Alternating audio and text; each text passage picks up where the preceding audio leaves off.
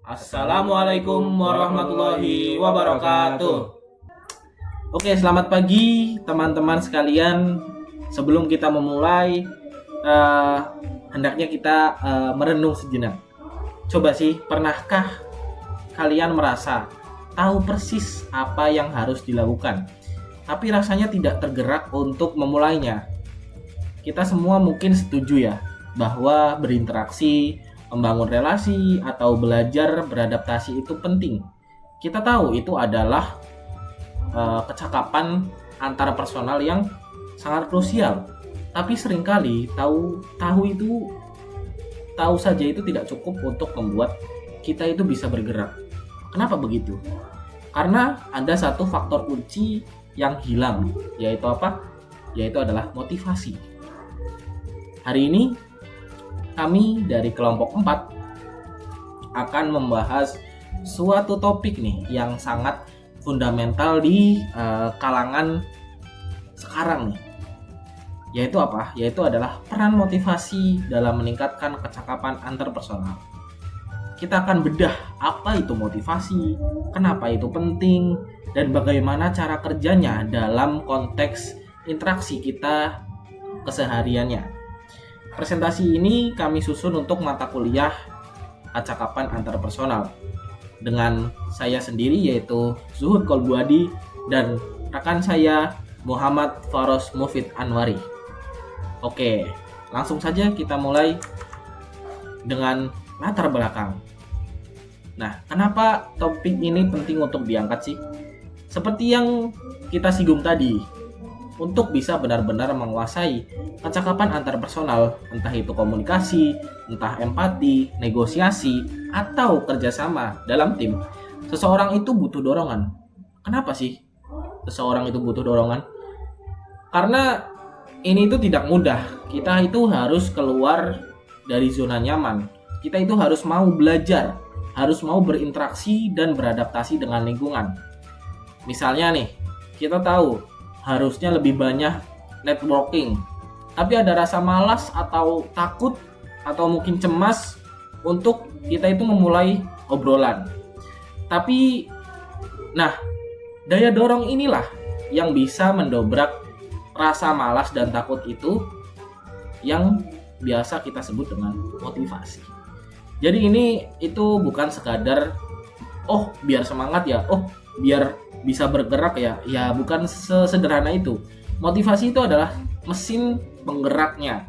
Oleh karena itu, memahami secara mendalam tentang apa itu motivasi, bagaimana cara ia bekerja, serta teori-teori yang melandasinya menjadi sangat esensial. Itulah yang akan menjadi fokus kita pada kesempatan kali ini. Oke, lanjut. Apa itu motivasi? Nah, jadi apa sebenarnya motivasi itu? Mari kita bedah definisinya. Secara etimologis, kata motivasi itu berasal dari bahasa Latin, yaitu mover, yang berarti menggerakkan. Jadi, pada intinya motivasi itu adalah apapun yang menggerakkan kita dari kondisi diam menjadi bertindak. Namun, para ahli psikologi dan manajemen melihatnya lebih dalam. Mereka mendefinisikan motivasi itu sebagai sebuah proses psikologis. Proses ini menjelaskan 3 elemen kunci dari perilaku kita. Yang pertama adalah intensitas. Ini tentang seberapa keras usaha kita. Apakah kita mengerjakannya setengah hati atau kita all out atau all in dalam mengerjakan sesuatu. Yang kedua adalah arah. Nah, ini tentang kemana usaha kita ditujukan. Kita bisa saja sangat sibuk atau intensitas tinggi. Tapi kalau arahnya salah, tujuannya tidak akan tercapai. Motivasi membantu kita untuk fokus pada tujuan yang benar. Dan yang ketiga adalah ketekunan. Ini adalah durasi. Seberapa lama sih kita bisa bertahan saat menghadapi rintangan? Orang yang motivasinya tinggi itu tidak akan mudah menyerah saat bertemu kegagalan pertamanya. Jadi, motivasi itu adalah kombinasi dari seberapa keras, seberapa fokus, dan seberapa lama kita berusaha mencapai tujuannya. Nah, sumber pemicunya itu ada 2 jenis. Kita lanjut ya. Yang pertama adalah motivasi intrinsik. Jenis yang pertama dan bisa dibilang paling kuat nih adalah apa? Adalah motivasi intrinsik. Apa sih motivasi intrinsik itu? Nah, ini adalah jenis motivasi yang murni atau berasal dari dalam diri individunya sendiri. Tidak perlu ada rangsangan atau dorongan eksternal. Pendorongnya adalah kepuasan pribadi. Nah, kalian nih bisa melakukan sesuatu karena Anda menikmatinya, atau bisa disebut dengan passion, atau bisa juga Anda melakukan sesuatu karena Anda penasaran, atau yang disebut dengan curiosity. Dan atau bisa juga Anda itu merasa itu adalah hal yang penting secara personal. Nih, contoh paling gampangnya itu ada seseorang yang hobi main musik atau main game selama berjam-jam. Tidak ada yang bayar, tidak ada yang suruh, tapi dia menikmatinya, dia melakukannya karena dia itu merasa dia menikmati setiap proses yang ada. Dalam konteks interpersonal, ini bisa berupa seseorang yang tulus, senang membantu rekannya yang kesulitan. Dia melakukannya bukan untuk cari muka ke atasan, tapi karena dia merasa puas saat bisa membantu orang lain. Motivasi ini cenderung sangat tahan lama. Nah, selanjutnya itu ada motivasi ekstrinsik ya. Jenis yang kedua adalah kebalikannya nih, yaitu motivasi ekstrinsik. Nah, seperti namanya, ini adalah motivasi yang sumbernya itu berasal dari luar diri individu. Perilaku kita itu bisa didorong oleh konsekuensi eksternal. Sederhananya nih, kita melakukan sesuatu untuk mendapatkan sesuatu yang lain atau untuk menghindari sesuatu. Contoh, ada seseorang karyawan nih bekerja giat itu untuk mendapatkan gaji, untuk mendapatkan bonus, atau bisa jadi untuk mendapatkan promosi, kenaikan pangkat gitu, atau jabatan. Atau bisa juga seseorang siswa yang belajar mati-matian untuk dia bisa sukses dalam ujian karena takut mendapat nilai yang jelek atau dimarahi orang tua. Oke, keduanya itu adalah motivasi ekstrinsik ya. Bukan berarti motivasi itu buruk. Keduanya itu seringkali bekerja secara bersamaan. Tapi motivasi ekstrinsik murni cenderung tidak stabil. Begitu imbalannya hilang atau hukumannya dicabut, motivasinya bisa langsung drop. Misal tidak ada hukuman, untuk contoh kasus tadi itu bisa memengaruhi kalau motivasinya itu bisa drop. Oke, selanjutnya adalah jenis motivasi berdasarkan pendorongnya. Oke, tadi kita sudah membedakan berdasarkan sumber ya, dari dalam ataupun luar. Sekarang kita bisa membedakannya lagi berdasarkan sifat dorongannya nih. Nah, ini lebih ke caranya. Apakah dorongan itu bersifat mengajak atau memaksa? Ini adalah tentang bagaimana cara kita memotivasi orang lain atau bagaimana kita dimotivasi. Apakah kita menggunakan gula atau kita menggunakan cambuk? Ini sering disebut juga sebagai approach versus avoidance motivation. Apakah kita bergerak menuju sebuah hadiah atau kita bergerak menjauhi sebuah hukuman? Dalam konteks interpersonal, cara kita memotivasi rekan satu tim kita, apakah dengan menggunakan pendekatan positif seperti mengiming-imingi hadiah, atau negatif yang seperti mengingatkan atau hukuman dan sebagainya. Itu akan sangat menentukan suasana kerja dan keefektifan tim. Mari kita bedah satu persatu, dimulai dari yang positif. Nah, motivasi positif. Yang pertama nih, yang paling ideal, motivasi positif. Definisinya, motivasi ini menggunakan pendekatan yang menyenangkan atau memberikan imbalan untuk mendorong perilaku. Fokusnya adalah pada reward atau penghargaan. Ini adalah tentang menciptakan lingkungan di mana orang itu merasa dia dihargai, diakui, dan melihat ada keuntungan jelas jika mereka itu melakukan sesuatu. Nah, dalam konteks kecakapan interpersonal, seorang manajer yang tidak pelit pujian atau secara tulus saat timnya berhasil berkolaborasi dengan baik, atau dalam pertemanan semisal kita memberi apresiasi tulus kepada teman yang sudah mau mendengarkan curhatan kita, pujian, bonus, pengakuan publik, atau pemberian tanggung jawab lebih, kesempatan berkembang. Nah, itu semua itu adalah bentuk motivasi positif. Pendekatan ini membangun moral, membangun kepercayaan dalam diri individu, dan bisa memengaruhi tingkat loyalitas yang lebih jangka panjang. Selanjutnya adalah motivasi negatif nih. Nah, kalau tadi itu positif, ini adalah kebalikannya, yaitu motivasi negatif. Seperti yang bisa ditebak ya, motivasi ini itu menggunakan pendekatan yang didasari oleh rasa takut atau ancaman untuk mendorong perilaku nih. Fokusnya itu pada punishment ya, atau hukuman atau konsekuensi yang jelek, konsekuensi yang buruk. Orang bergerak bukan karena ingin, tapi karena harus agar terhindar dari masalah. Contoh, seorang manajer dia bilang, kalau target komunikasi antar divisi tidak tercapai bulan ini, tunjangan kalian saya potong. Atau siapa yang telat ikut rapat koordinasi akan dapat tugas tambahan. Nah, orang yang mendengar itu mungkin akan patuh, tapi mereka patuh itu karena takut, bukan karena sadar pentingnya koordinasi. Nah, gaya ini mungkin efektif ya untuk kepatuhan jangka pendek, tapi sangat merusak untuk moral. Merusak moral, merusak kreativitas, dan tentu saja kecakapan interpersonal jangka panjang. Ini menciptakan budaya saling menyalahkan, bukan kerjasama. Oke, selanjutnya kita membahas tentang tujuan dari motivasi. Sekarang kita tahu ya, apa itu motivasi dan jenis-jenisnya. Terus buat apa sih kita repot-repot memotivasi diri kita atau orang lain? Apa sih goal-goalnya itu? Tujuan motivasi adalah hasil akhir atau kondisi ideal yang diharapkan tercapai ketika dorongan itu ada dan kuat. Ini adalah kenapanya ya. Kenapa perusahaan menghabiskan banyak uang untuk program motivasi? Kenapa seseorang guru itu berusaha mati-matian memotivasi muridnya? Nah, itu kenapa mereka sampai melakukan hal yang seperti itu. Ada beberapa tujuan utama yang ingin dicapai. Nah, mari kita bahas 4 di antaranya. Yang pertama adalah meningkatkan moral dan kepuasan. Ini adalah motivasi.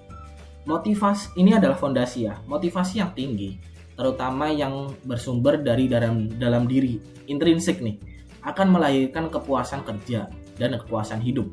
Apa itu moral? Moral adalah semangat tim, antusiasme kolektif. Nah, sedangkan apa itu kepuasan? Kepuasan itu adalah perasaan pribadi kita terhadap apa yang kita lakukan. Ketika individu itu termotivasi merasa kinerjanya dihargai, dia akan menemukan makna dalam apa yang dilakukannya. Orang yang merasa, wah kerja saya ada artinya nih, gitu. Wah saya di sini dihargai nih. Nah pasti dong semangatnya pasti akan jauh berbeda dibandingkan dengan orang yang merasa kerjanya hanya cuman gugur kewajiban, ya cuman formalitas saja. Ini adalah tujuan pertama yang paling dasar. Yang kedua adalah meningkatkan produktivitas dan kinerja. Tujuan kedua adalah tujuan yang paling sering disorot nih dalam konteks organisasi, yaitu meningkatkan produktivitas dan kinerja. Ini adalah korelasi yang jelas. Motivasi berbanding lurus dengan adanya usaha dan kinerja.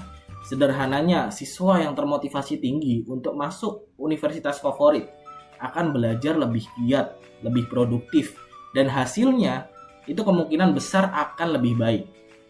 Seseorang yang termotivasi akan belajar, akan bekerja lebih giat, cerdas, dan efisien. Perhatikan 3 kata itu. Giat, intensitas, cerdas, arah, dan efisien, yaitu ketekunan. Ini tuh menyambung kembali ke definisi awal kita tadi. Jadi, jika ingin output atau hasil yang lebih tinggi, inputnya, yaitu motivasi itu ya harus ditingkatkan terlebih dahulu dong. Lanjut, yang ketiga adalah mencapai tujuan dan prestasi. Nah, motivasi itu sering disebut sebagai bahan bakar nih untuk mencapai suatu target. Ini adalah perumpamaan yang sangat tepat. Kenapa? Karena tanpa motivasi, sebuah tujuan hanyalah angan-angan saja. Anda bisa menulis semisal 100 target di kertas, tapi jika tidak ada motivasi untuk mengeksekusinya, kertas itu tidak ada artinya, ya kan? Nah, dorongan inilah yang membuat individu gigih mengatasi rintangan. Perjalanan mencapai tujuan itu tidak akan pernah mulus. Pasti kok ada rintangannya.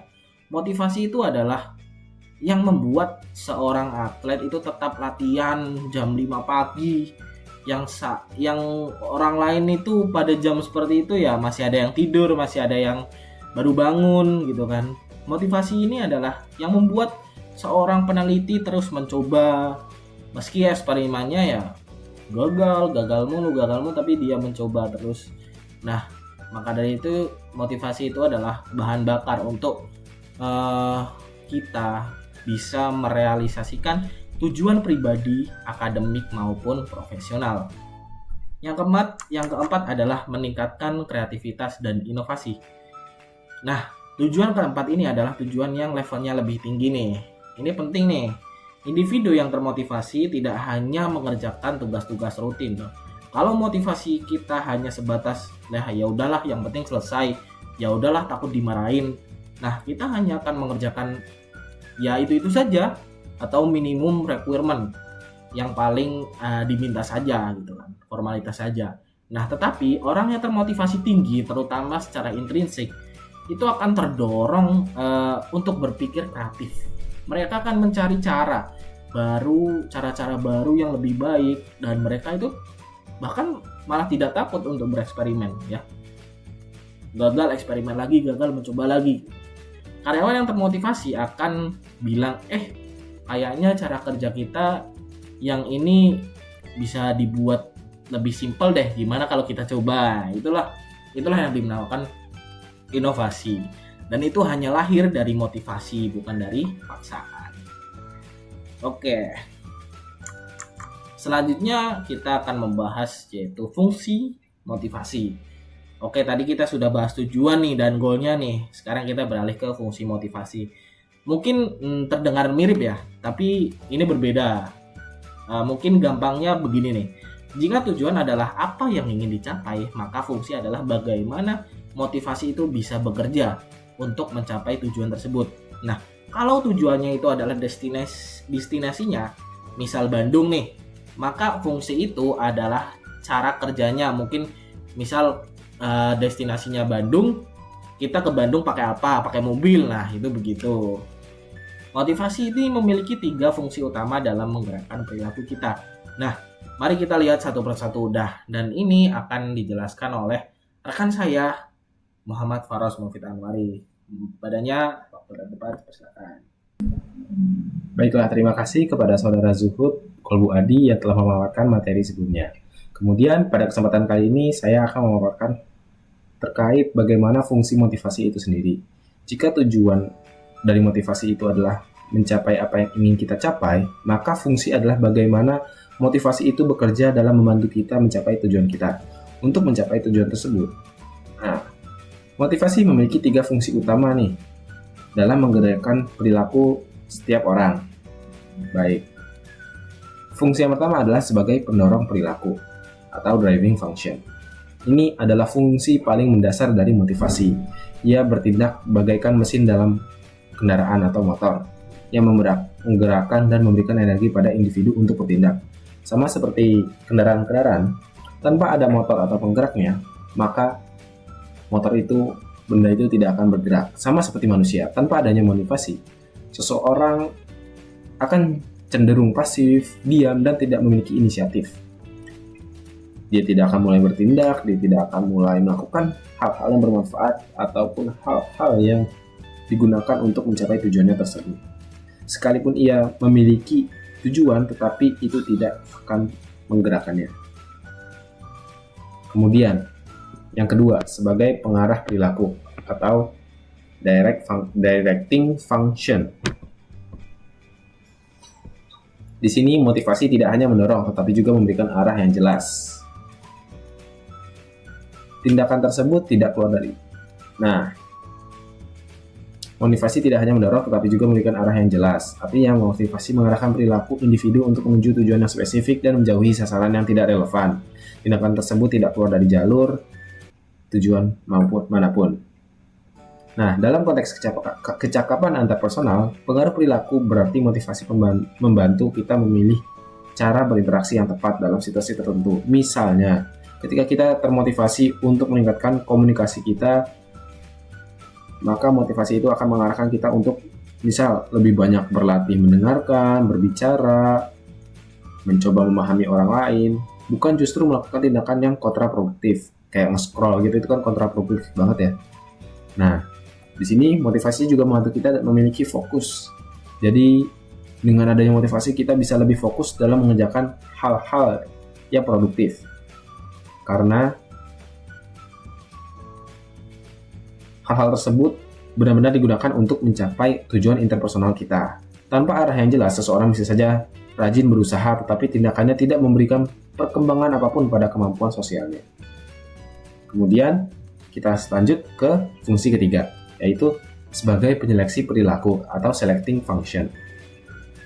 Sebagai fungsi menyeleksi, motivasi membantu kita memilih tindakan mana saja yang paling relevan untuk dilakukan, tindakan mana saja yang paling bermanfaat untuk kita ke depannya, dan mana tindakan yang tidak akan memberikan dampak apa-apa pada tujuan kita.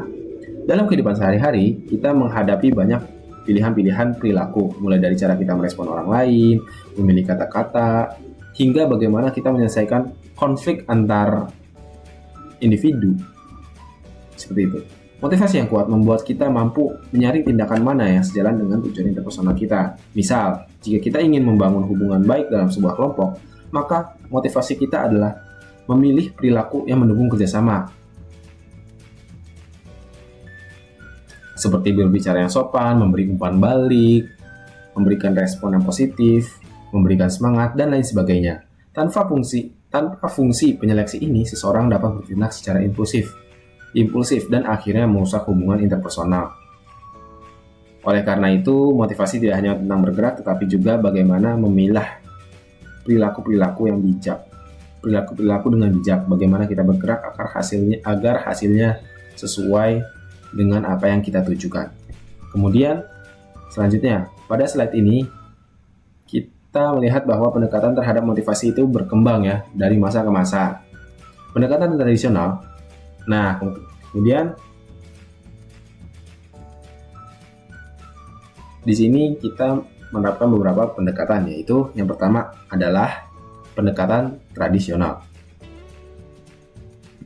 Pendekatan tradisional percaya bahwa cara utama untuk memotivasi seseorang adalah dengan memberikan imbalan finansial seperti gaji, bonus, atau insentif lainnya. Pendekatan ini muncul pada masa awal industrialisasi, ketika pekerjaan cenderung rutin, tidak membutuhkan kreativitas, dan dilakukan secara berulang kali atau monoton. Dalam konteks tersebut, imbalan finansial memang efektif dalam menjadikan pendorong utama bagi setiap individu. Namun, jika kita lihat dalam konteks kecakapan antarpersonal, pendekatan ini kurang memadai karena kemampuan interpersonal tidak muncul hanya karena seseorang diupah lebih tinggi atau dibayar lebih tinggi. Orang akan berinteraksi lebih baik bukan karena uang, tetapi karena dorongan mental dan emosionalnya. Nah, namun demikian, pendekatan tradisional tetap memberi pelajaran bahwa kebutuhan dasar tetap penting. Jadi, selama seseorang itu kebutuhan dasarnya terpenuhi, maka tetap ada dorongan itu. Baik, kemudian selanjutnya pendekatan yang kedua, yaitu pendekatan hubungan manusiawi. Pendekatan manusiawi ini lahir dari kesadaran bahwa manusia bukan hanya makhluk ekonomi, tetapi juga makhluk sosial. Dalam pendekatan ini, motivasi muncul ketika seseorang merasa dihargai, diterima, menjadi bagian dari kelompok, dan diapresiasi. Bagi sebagian orang, perasaan dihormati bahkan lebih penting daripada uang. Dalam konteks kecakapan antarpersonal, pendekatan ini sangat relevan. Ketika seseorang berada di lingkungan yang positif, ia lebih mudah mengembangkan keterampilan interpersonalnya, seperti simpati, empati, komunikasi, dan kerjasama. Penelitian menunjukkan bahwa karyawan atau mahasiswa yang merasa dihargai cenderung lebih aktif dan lebih percaya diri. Baik, ke pendekatan selanjutnya, yaitu pendekatan yang sedikit lebih modern ini, yaitu pendekatan sumber daya manusia, merupakan penyempurnaan dari pendekatan hubungan manusiawi. Nah, dalam pendekatan ini, individu dipandang sebagai aset yang penting dan memiliki potensi. kreativitas, dan kemampuan yang akan berkembang. Motivasi bukan hanya soal memenuhi kebutuhan sosial, tapi memberi penghargaan atau memberikan penghargaan, tetapi juga memberi kesempatan bagi individu untuk selalu tumbuh melalui partisipasi aktif dan pengembangan diri. Nah, dalam konteks kecakapan antarpersonal, pendekatan ini sangat penting karena membantu seseorang menyadari bahwa kemampuan interpersonal bukan hanya kebutuhan sosial, tetapi juga bagian dari potensi diri yang bisa dilatih. Pendekatan ini juga mendorong organisasi atau kelompok untuk memberikan ruang bagi anggota-anggotanya untuk saling berpendapat, mengambil keputusan, dan terlibat langsung dalam aktivitas kreatif.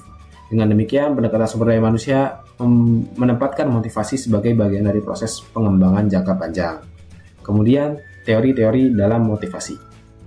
Untuk memahami motivasi secara lebih mendalam, para ahli telah mengembangkan berbagai teori-teori, di antaranya adalah sebagai berikut.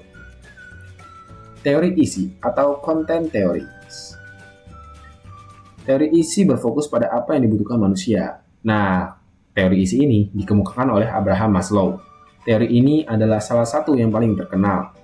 Nah, Abraham Maslow berpendapat nih, bahwa kebutuhan manusia itu tersusun dalam sebuah hierarki 5 tingkat, yaitu pertama, ada kebutuhan fisiologis, kemudian yang kedua, kebutuhan rasa aman, yang ketiga, kebutuhan sosial, yang keempat, kebutuhan penghargaan, dan yang terakhir adalah kebutuhan aktualisasi diri. Dengan memahami teori isi, kita bisa mengetahui nih bahwa kemampuan interpersonal seseorang tidak hanya dipengaruhi keterampilan, tetapi juga kondisi emosional, psikologis, dan lainnya yang mendasari tindakan-tindakannya tersebut. Kemudian, yang kedua adalah teori proses atau proses teoris. Teori proses menjelaskan bagaimana pikiran seseorang mempengaruhi perilaku dan motivasinya. Contoh teori yang paling relevan adalah goal setting teori oleh Edwin Locke. Teori ini menyatakan bahwa seseorang akan bekerja lebih baik jika memiliki tujuan yang sangat jelas, menantang, dan realistis. Tujuan tersebut memberikan arah serta standar evaluasi bagi perilakunya. Dalam konteks interpersonal, teori ini dapat diterapkan ketika seseorang ingin meningkatkan kemampuannya dalam berkomunikasi atau bekerja sama. Misalnya seseorang yang menetapkan tujuan ingin bisa menyampaikan pendapat dalam kelompok tanpa takut akan lebih termotivasi untuk melatih keberanian dan kemampuan berbicaranya. Makna dari teori proses ini adalah bahwa motivasi tidak hanya soal kebutuhan yang belum terpenuhi, tetapi juga cara seseorang menilai tujuan dan hasil yang ingin dicapainya. Seperti itu. Kemudian kita lanjut ke slide selanjutnya, yaitu proses motivasi. Setelah membahas teori-teori yang menjelaskan apa dan bagaimana motivasi bekerja, penting untuk kita selalu memahami proses motivasi itu sendiri sebagai sebuah siklus yang dinamis. Nah, untuk memahami itu kita lihat dari contoh studi kasus yang kami sediakan ini. Yang pertama, yang deskripsi kasusnya adalah seperti ini. Tim digital cemerlang, sebelumnya solid, kreatif, dan berprestasi.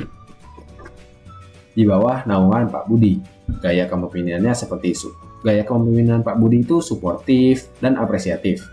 Nah, kemudian ketua tim digital digantikan oleh Ibu Sarah. Nah, gaya Ibu Sarah ini gayanya manajemennya ketat dan berorientasi hasil, sehingga suasana kerja pun berubah. Mulai dari kinerja turun 30%, tenggatnya terlewat, terus yang kedua adalah komunikasi antar tim kaku dan minim interaksi. Kemudian yang ketiga, inisiatif dari setiap anggota tim menjadi hilang. Tim pun menjadi semakin pasif. Kemudian muncul keluhan-keluhan seperti robot tak dipercaya. Nah, kemudian masalah utama dalam kasus ini adalah hilangnya rasa dihargai dan kurangnya interaksi sosial yang positif. Nah, teori yang pertama yaitu teori Herzberg, yaitu teori 2 faktor.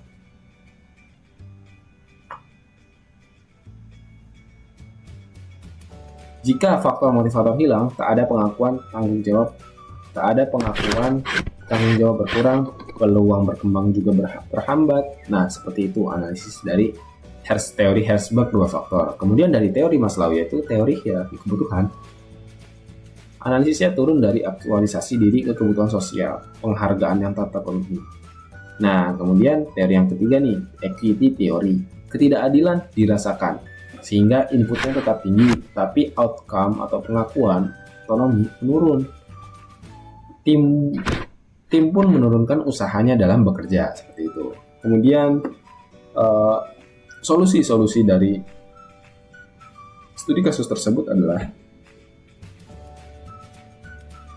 yang pertama adalah goal setting theory. Pemimpin perlu mengurangi micromanagement dan mengajak tim menetapkan tujuan bersama. Hal ini akan mengembalikan rasa memiliki dan meningkatkan semangat kerja.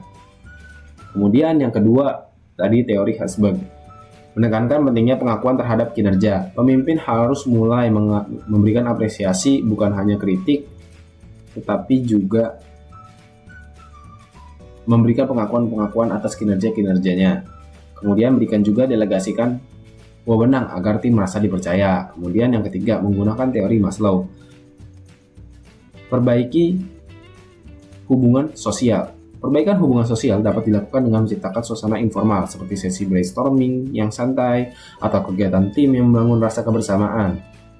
Nah, kemudian yang kedua bisa kita adakan feedback dua arah untuk memenuhi kebutuhan penghargaan. Kemudian ada teori Y, itu teori yang terakhir, yaitu percaya bahwa karyawan sudah dewasa, sudah kreatif, dan mampu bertanggung jawab. Berikanlah rasa kepercayaan itu kepada tim. Dengan begitu, tim akan lebih bertanggung jawab dan dapat mengerjakan pekerjaannya dengan lebih baik. Nah, kemudian dengan melakukan teori ini, motivasi interpersonal bisa pulih dan tim dapat kembali produktif seperti sebelumnya. Nah, kita lanjut ke kesimpulan. Kesimpulannya adalah berdasarkan analisis dan pembahasan yang telah kami lakukan, dapat ditarik sebuah kesimpulan utama, yaitu motivasi adalah sebuah proses psikologis yang fundamental, berfungsi sebagai daya penggerak internal yang memberikan energi, arah, dan ketekunan pada perilaku manusia untuk mencapai tujuan.